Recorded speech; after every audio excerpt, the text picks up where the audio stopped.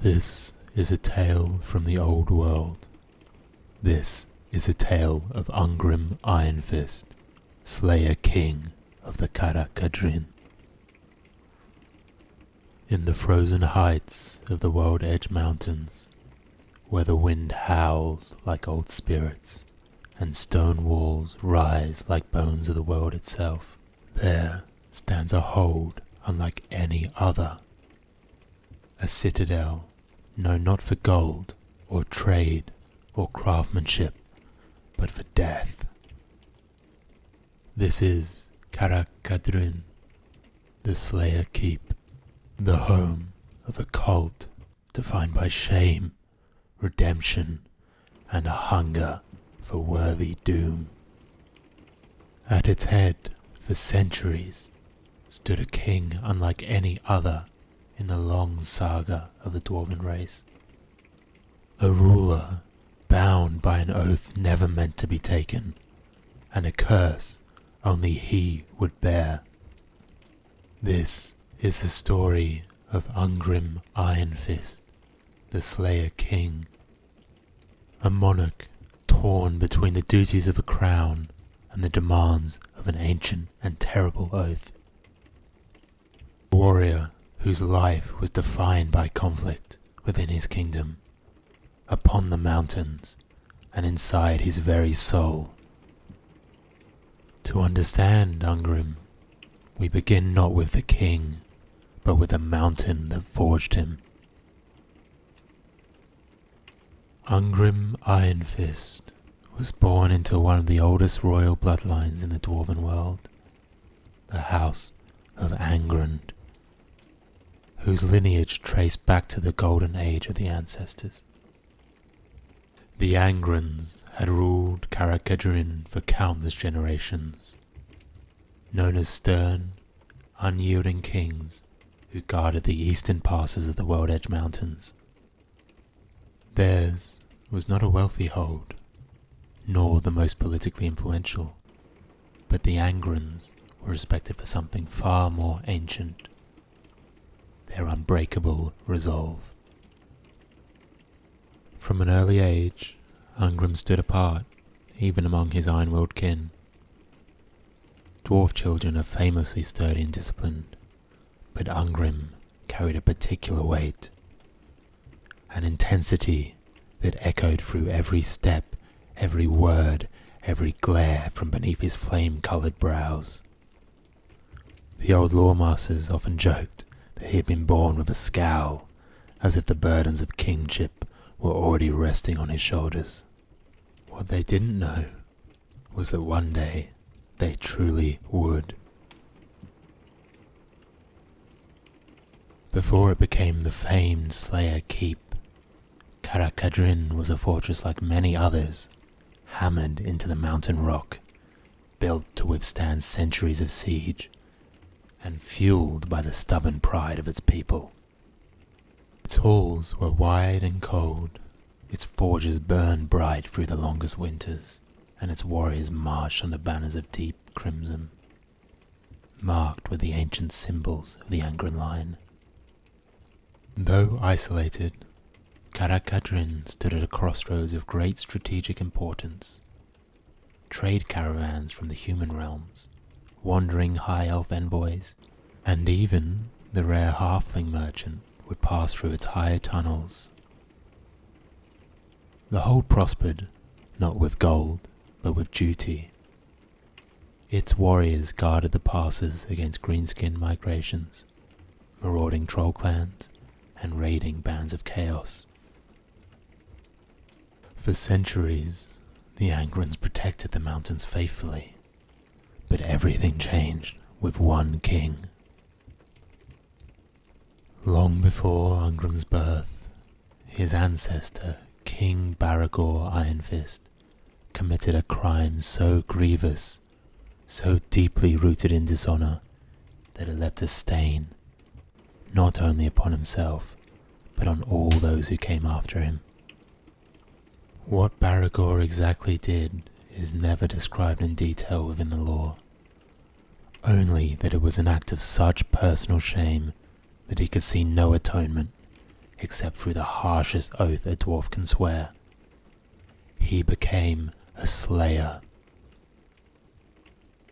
A dwarf who willingly takes a slayer oath vows to seek an honourable death in battle, hunting monsters, demons, trolls, or any foe mighty enough to grant a warrior's doom.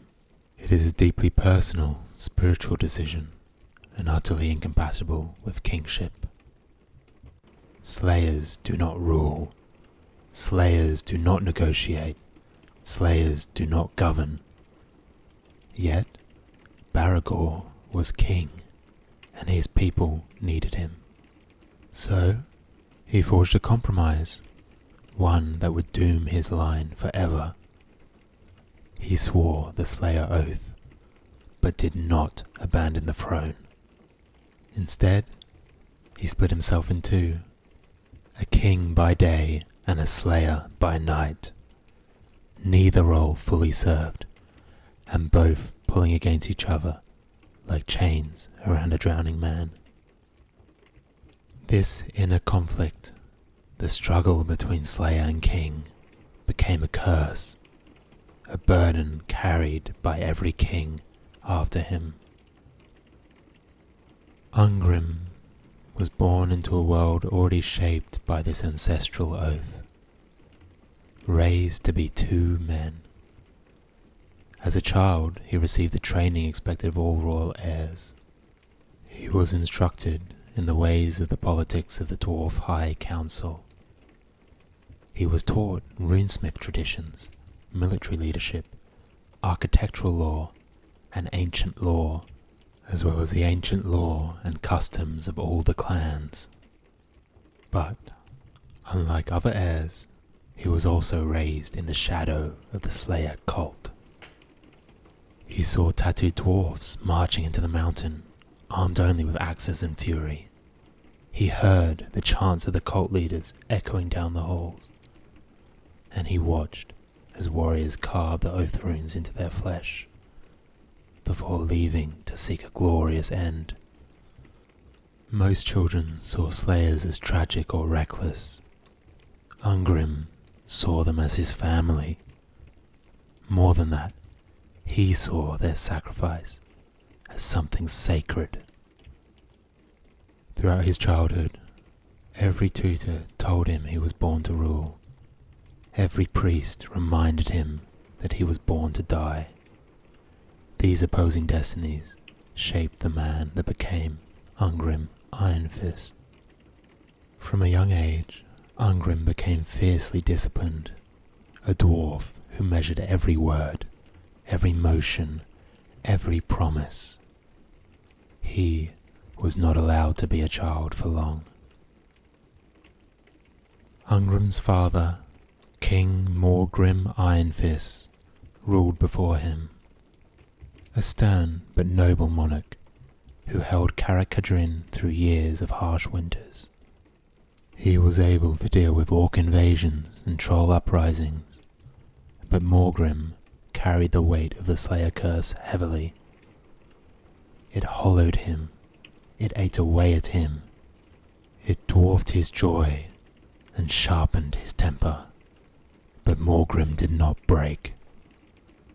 He led from the front, swinging a rune axe that had tasted the blood of hundreds of foes. Some nights he returned to the hold covered in wounds, barely able to stand. Ungrim would often wait for him in the great hall, pretending not to see the pain that twisted on the old king's face. But Ungrim saw the pain. He saw what the curse could do. He saw what destiny awaited him.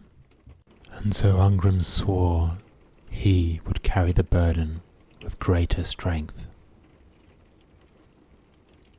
King Morgrim eventually found the warrior's death demanded by the oath, though not in the way he expected. During a troll uprising near the eastern ridges, Morgrim slew dozens of the creatures, beasts that were mutated by chaotic energies, regenerating flesh as fast as he could cut. But even a king cannot stand against a mountain of trolls forever. So, Morgrim fell, crushed under the weight of the last troll in the horde. When the body was returned to Karak Kadrin, the warriors found him smiling, as if the curse had finally been lifted. Ungrim Ironfist became king that same winter, and with the crown came the Slayer's oath. Dwarf coronations are a solemn affair, massive stone halls lit with runic flame, the banners of ancient clans hanging overhead, and the air thick with centuries of unspoken history. But Ungrim's coronation was different. Where other kings wore polished ceremonial armor, Ungrim wore the bare chest of a slayer. Where other kings accepted the crown with pride, Ungrim accepted it with firm, grim acceptance. His orange crest of hair was shaved and styled in the traditional slayer mohawk, stained with the sacred dyes of the cult. Upon his brow rested the crown of Karak Kadrin. Upon his heart lay the grief of a son who'd lost his father, and upon his soul lay the Slayer's oath. As king, Ungrim Ironfist vowed the following. He vowed to rule Karak Kadrin with fairness and wisdom.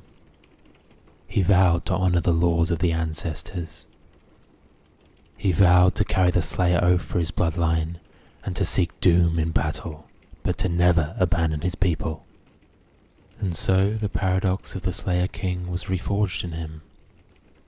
Ungrim swore both to live and to die. The dwarfs of Karak Kadrin mourned and celebrated all at once. They mourned the death of their beloved King Morgrim. They mourned the renewed curse. They celebrated Ungrim's ascension to the throne. And they celebrated the endurance of the Angrand line.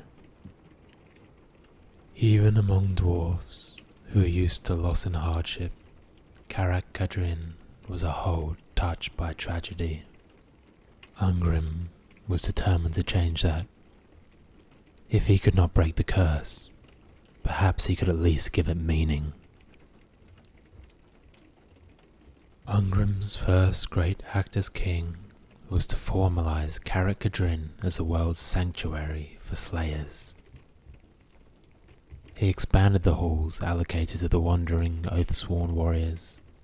He fortified the surrounding mountains, creating training pits and ceremonial chambers. He ensured that slayers, who normally traveled alone and lived short, violent lives, now had a place of rest and fellowship. No matter where they came from, Karak Eight Peaks, Badakvar, Zufbar, or any hold in ruin or exile, they found a home in Karak Kadrin. Ungrim welcomed all with open arms.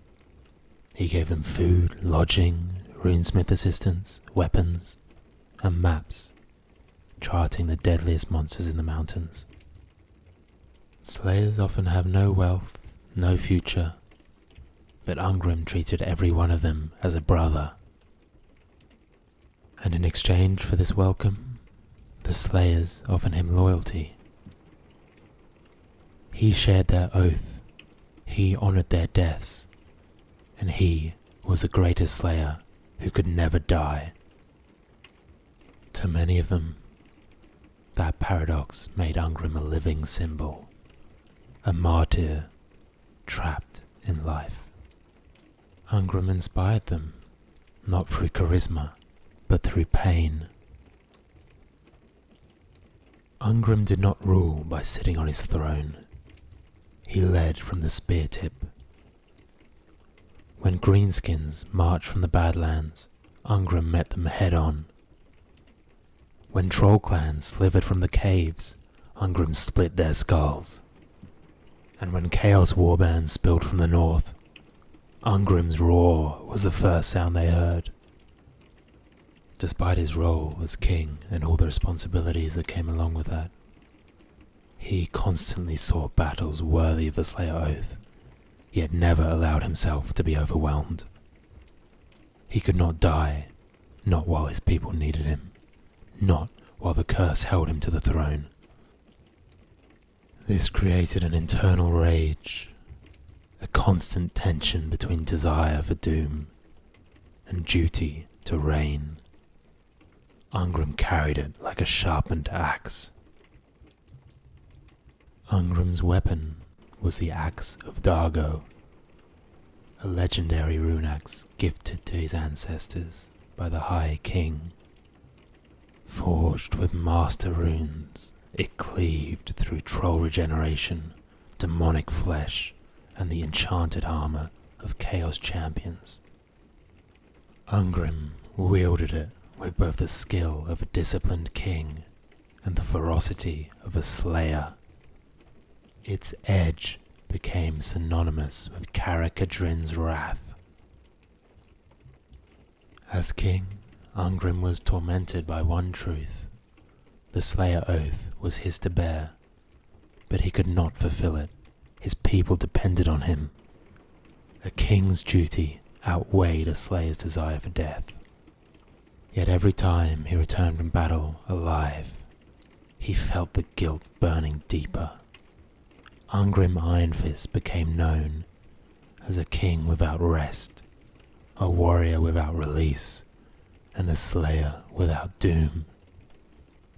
His tragedy was not death, but survival. To be king of Karak Kadrin is to rule a fortress under constant siege, not by one single foe, not even one single race, but by the natural, perpetual hostility of the World Edge Mountains themselves. To the west lie the orc-held valleys of the Upper Badlands. To the east, the troll-haunted high passes. And to the north, the chaos wastes bleed corruption down into the foothills. And beneath the mountains, deep in the endless caverns, lurk goblins, skaven, and creatures which are best left unnamed. So Ungrim inherited a kingdom of iron and stone that was surrounded entirely by enemies. For a lesser dwarf, such a life would have been an unending trial. For Ungrim, Slayer King, bearer of the cursed oath, it was his purpose. He did not merely endure conflict, he sought it out. Where other kings attempted to preserve their strength, ruling from their thrones, Ungrim threw himself into war. He attacked with a ferocity that inspired fear even among his allies. And so began the long catalogue of battles that defined his reign. The first, the Troll Wars. The mountains around Karak Kadrin are infested with trolls, twisted, regenerating beasts mutated by the lingering energies of chaos. These creatures are not just monsters, they are recurring natural disasters. Memories of troll attacks scar Karak Kadrin's history. Caravans disappeared, hunters were found crushed or eaten, and entire watchtowers were destroyed in a single night. But Ungrim did not see these trolls as just a threat, but as an opportunity. To a slayer, few deaths are more glorious than one delivered by a troll's crushing jaws or burning vomit. A Slayer King, though, could not die, but he could still strike down the creators of these beasts. And so he did. The first conflict came when, shortly after his coronation, Ungrim led a punitive expedition into the icy crags of East Karak Kadrin. Reports spoke of a troll king, a gigantic specimen warped by chaos energy, its hide thick as granite, its wounds sealing faster than any axe could carve. To challenge this threat, Ungrim marshaled a force of longbeards, hardened by centuries, ironbreakers clad in rune-forged plate, and a host of slayers eager for a worthy death. The battle took place in a canyon so narrow that sound echoed like thunder.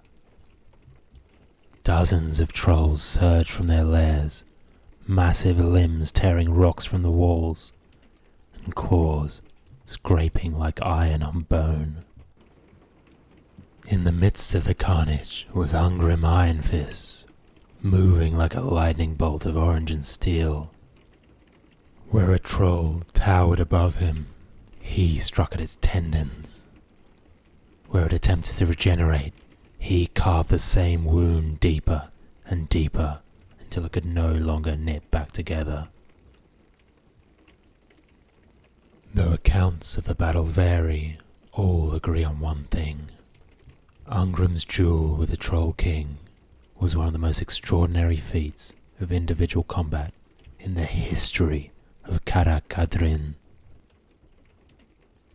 The Troll King stood nearly 3 times a dwarf's height, its skin mottled with boils and warp scars. It swung a stone pillar as a club, each sweep capable of shattering a dwarf warrior and his shield in a single blow. But Ungrim did not retreat. He advanced. The axe of Dargo flashed in golden arcs of light, runes blazing with ancestral power. Every strike of the axe cut deeper, through sinew, through bone, through the monstrous hide that shrugged off ordinary weapons.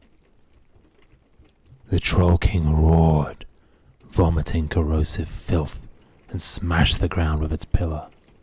But Ungrim dodged the strike, with the unnatural speed of a slayer, weaving beneath every blow, climbing the creature's back, and finally driving his axe deep into the base of his skull. The Troll King collapsed, shaking the earth. The slayers roared in triumph. Ungrim simply pulled his axe free and continued deeper into the caves. These troll wars defined Ungrim's early reign. Song after song echoed through the halls of the hold, recounting the burning of the trolls' nests, the monsters he killed, and the slayers who found their doom beneath his banner. Though Ungrim could not seek his own death, he ensured the oath sworn found theirs. This earned him reverence among slayers unmatched by any living dwarf. If trolls were the natural calamity of Karak Kadrin, the orcs of the upper Badlands were its eternal adversary. Orc tribes rose and fell like the seasons, always growing, always marching north in search of plunder. The greatest of these orc wars came early in Ungrim's rule, when a massive orc lord, led by the war boss Gorbad Necksplitter, pushed through the hills and laid siege to Karak Kadrin itself. The orcs battered the gates with rock lobbers and crude siege towers, chanting and roaring beneath the battlements. Ungrim did not wait for them to breach the walls. Under moonlight, he led a sudden sally, a furious, unexpected counterattack that caught the orcs off guard. Beneath the moonlight the slayers hurled themselves into the greenskins with suicidal determination. Longbeards formed a shield wall that split the orc advance like a mountain splitting a river, and the Ironbreakers carved a wedge through the center, shields locked, runes glowing. And in the center, reminiscent of the Troll Wars, was Ungrim, fighting the war boss himself.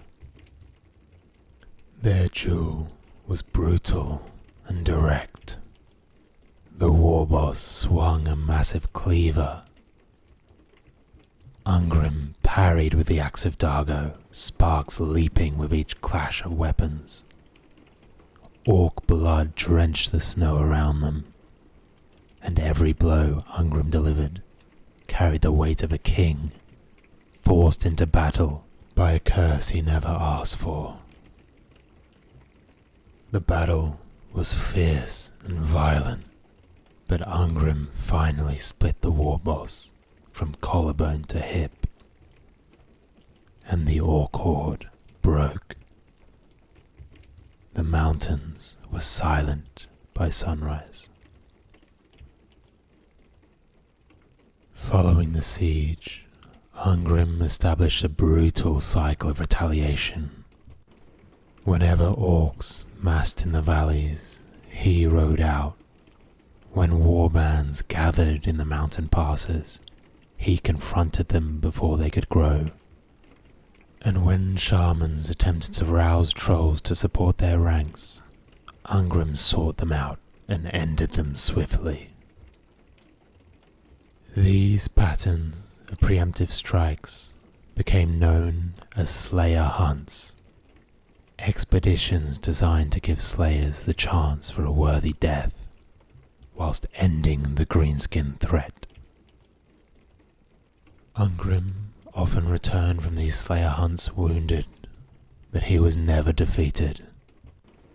His people began to say, "Where the king walks, the orcs crumble."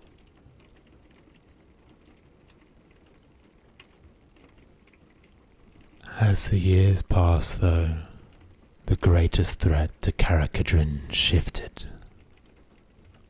Trolls and orcs remained a constant menace, but chaos itself began to seep down from the north.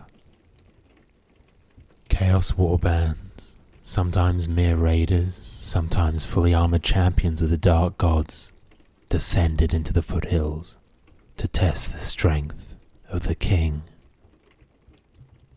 Many of them sought out Karak Kadrin specifically. Slayers were irresistible targets to Chaos champions seeking glory or ascension. The Slayers in turn welcomed these foes with wild and eager eyes, and presiding over this brutal theatre of war once again was Ungrim Ironfist. One of the most well-recorded of these clashes was Ungrim's battle with a Chaos champion, known only as the Blood-Fanged Knight. The two met on the edge of a frozen ravine, the wind whipping snow into spirals around them. Slayers formed a circle, chanting death oaths, each hoping to die upon the champion's blade. Ungrim was the first to step forward. Their duel was a study in contrasts. The champion was massive and clad in brass-laced armor, swinging a demon-forged sword. Ungrim, bare-chested in the Slayer tradition, runes glowing on his axe, beard frozen stiff with winter wind. They engaged, clashing like hammer and anvil, each blow shaking the mountain sediments beneath their feet.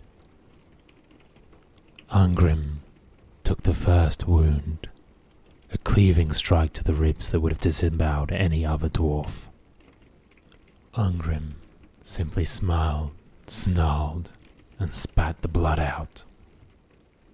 His counterattack came in furious, blistering strikes. He moved with impossible speed, the speed of a slayer seeking death, but surviving through sheer skill. As the battle wore on, Ungrim finally took the finishing strike.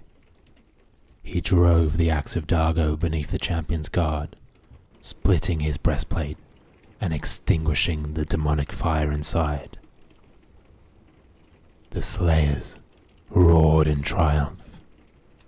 Chaos fled back into the night. And Ungrim simply wiped the blood from his blade and ordered the march home. It was not just battles that Ungrim had to navigate. It was the politics of being a slayer king amongst the dwarf realms. Ungrim was widely respected, but his dual identity as slayer and king made him a complex figure among the High Council. Slayers are often unwelcome in formal political spaces. Their vow of death is seen as a rejection of stability and logic, traits the dwarfs consider essential. How can a king who seeks death be trusted? How can a ruler whose ancestors carry a burden of shame speak on the ancient laws? Although other kings respected Ungrim's strength, they questioned whether he could truly represent Karak Kadrin at the High Table. Ungrim answered these doubts with not words, but deeds. He sent aid to allied embattled holds under siege. He defended trade routes that others neglected. He offered sanctuary to refugees of Karak 8 Peaks after its fall. And he dispatched slayer hosts to assist in wars across the old world. In doing so, Ungrim proved that a slayer king could be honorable, reliable, and unwaveringly loyal. His actions silenced all doubts. In the end, other kings admitted privately that Ungrim's curse had honed him, not weakened him. He was the most battle-hardened ruler of their age. As the decades of Ungrim's rule passed, the old world began to crack. Beastmen herds multiplied in the forests. Skaven burrowed deeper beneath every mountain range. Orc tribes united under larger, more brutal war bosses. And chaos strengthened in the north, its warbands more frequent, and its champions more powerful. During this time, the dwarf holds grew increasingly isolated. Karak 8 Peaks fell into ruin. Karak Azul fought endless battles in the south. Barak Var lost ships to the Black Gulf, and Karak Angor was overrun. Ungrim knew the pattern. The old world was shifting towards a great reckoning. And when that reckoning came, Karak Kadrin would stand or fall at the center of the storm. Despite Ungrim's stoic demeanor, he carried a private fear. When chaos finally came in force, when the world demanded every king lead his people into the jaws of oblivion, would his curse doom them? Would he die when they needed him most, or fail to die when the oath demanded it? Ungrim did not indulge these fears. He simply trained harder, fought harder, and led his people. His people believed in him absolutely and trusted him with their lives. The first seeds of the end times appeared gradually a series of events scattered across the old world, each a warning sign. Chaos warbands were growing unnaturally coordinated. Demonic manifestations were seen in the far north. Prophecies were emerging from Norscan shamans. Dwarf runesmiths started reporting strange omens in the forge flames. Greenskin migrations were more violent than any in previous centuries, and troll kings started gathering under a single banner. Ungrim watched these events developing with a warrior's clarity and a king's wisdom. He did not underestimate the threat. He bolstered Karak Kadrin's defenses. He trained his warriors relentlessly, and he established alliance with nearby holds and human kingdoms. And, most importantly, he prepared the Slayer cult for its greatest purpose yet, to face apocalyptic doom without fear. As the end times drew closer, Slayers flocked to Karak Kadrin in huge numbers. Warriors who had spent lifetimes wandering the mountains finally returned home. Veteran monster hunters arrived, seeking their final battle, and younger dwarfs, burdened by personal tragedy, shaved their heads in the hall of the Slayer Keep and took the Slayer Oath. Thousands of Slayers gathered, a sea of orange crests and rune-tattooed flesh. Ungrim addressed them all personally, not with a speech of glory, not with promises of doom, but with simple truth. The world ends. We answer. In the decades leading to the great apocalypse of the end times, Ungrim became larger than life, a figure of near mythical stature. He led wars on 3 fronts. First, against the trolls, he wiped out entire troll clans in coordinated slayer hunts. Ungrim personally slew the greatest among them. Second was the greenskin tribes. He purged them, destroying their forces before they could gather a massive war. Finally, Ungrim broke warband after warband of chaos champions, killing them in rituals of honor and sheer fury. But each battle took something from him. A scar, a wound, perhaps a piece of his spirit, but none broke him. The Slayer King grew older in this period. He grew stronger and more hardened. If the world wished to end, it would find Ungrim Ironfist ready. In the final age of the world, when prophecy walked openly and doom was no longer whispered but roared from horizon to horizon, Ungrim Ironfist, the Slayer King, the last bearer of the Slayer King's curse, entered the darkest chapter of his life. A chapter no ancestor, no rune lord, no prophecy could have prepared him for. By now, the Slayer King had spent centuries defying every death the world had thrown at him.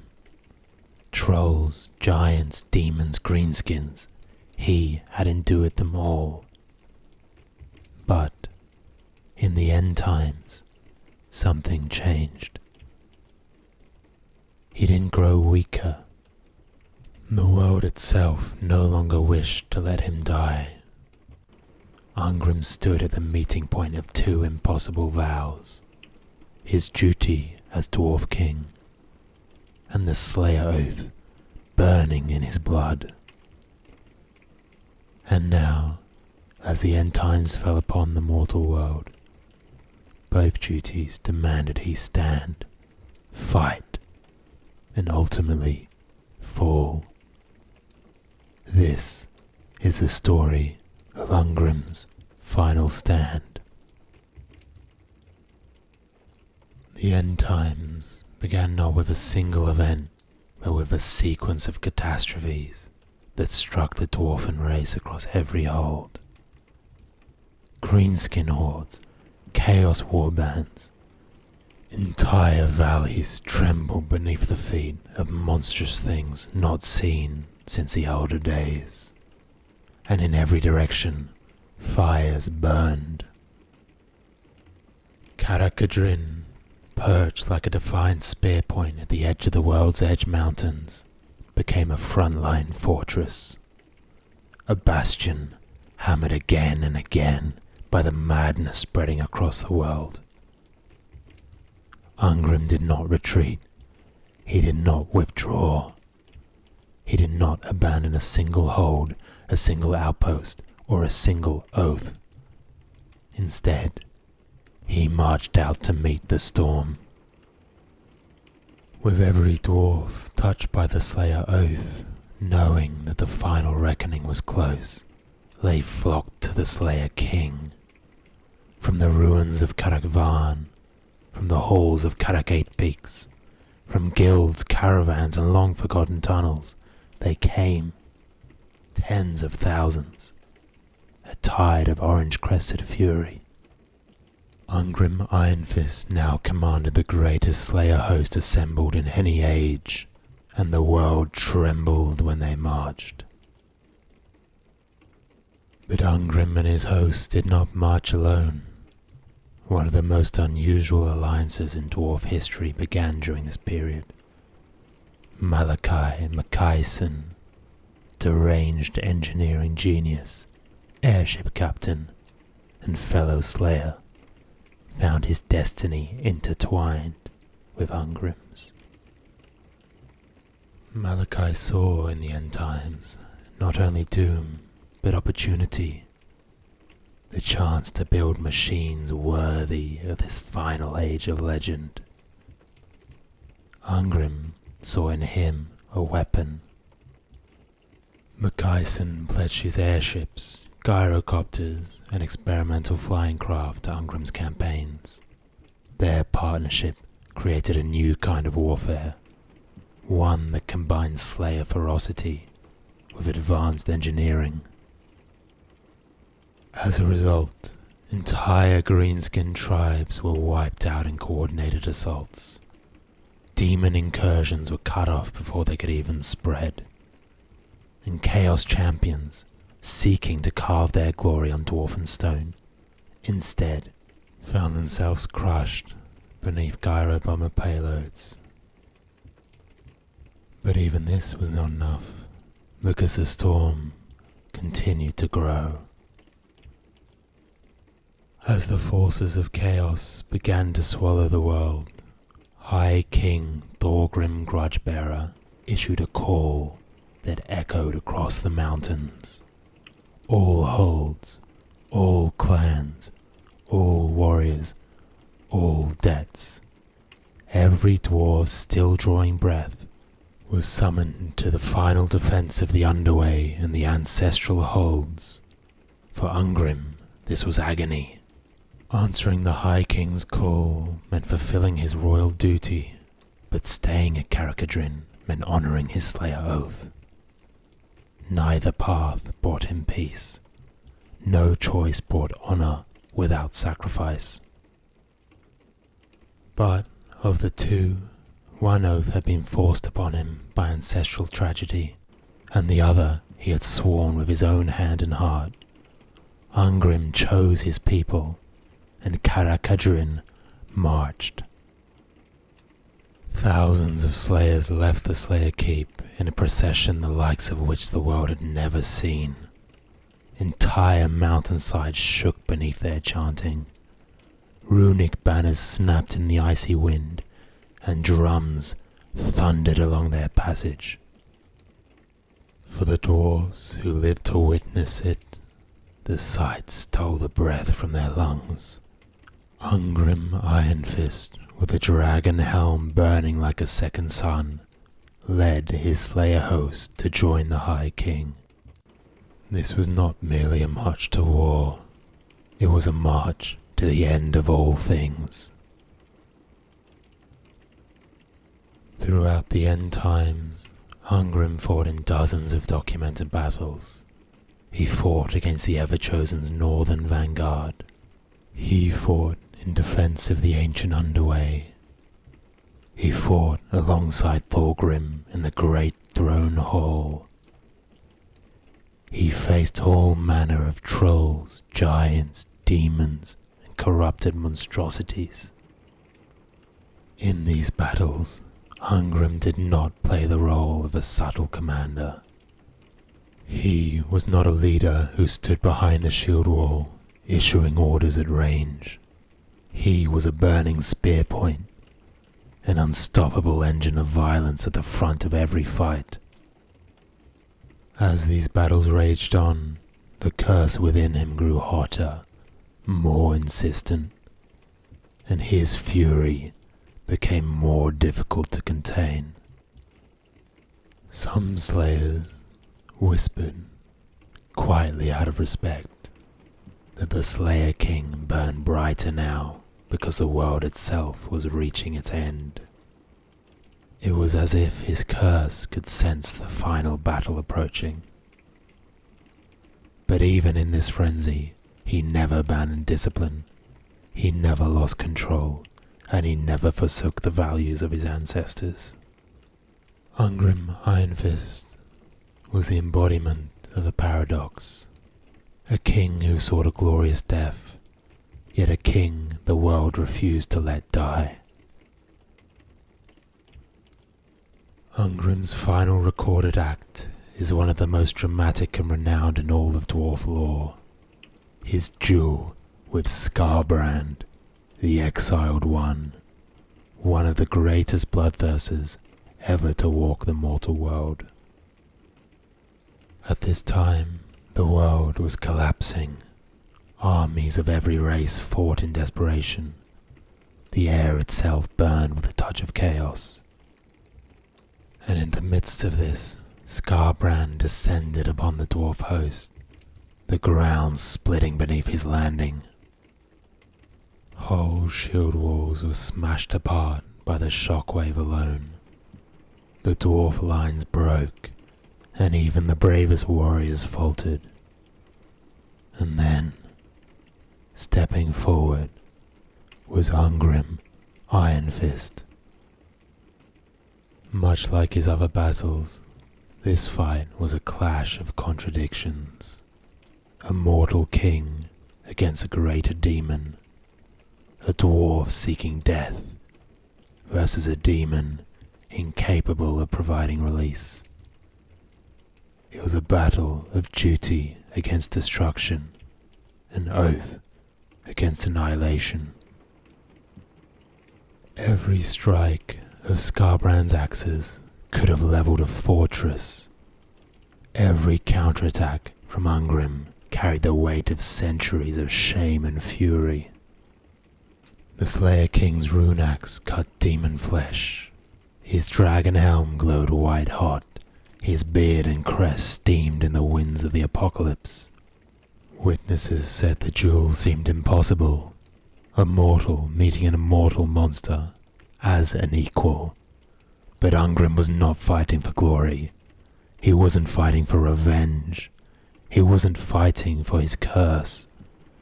He was fighting because no one else could stand there and survive the onslaught. It was in that knowledge that Ungrim found strength rivaling the ancient ancestor gods. But when the battle ended, it was in tragedy and triumph.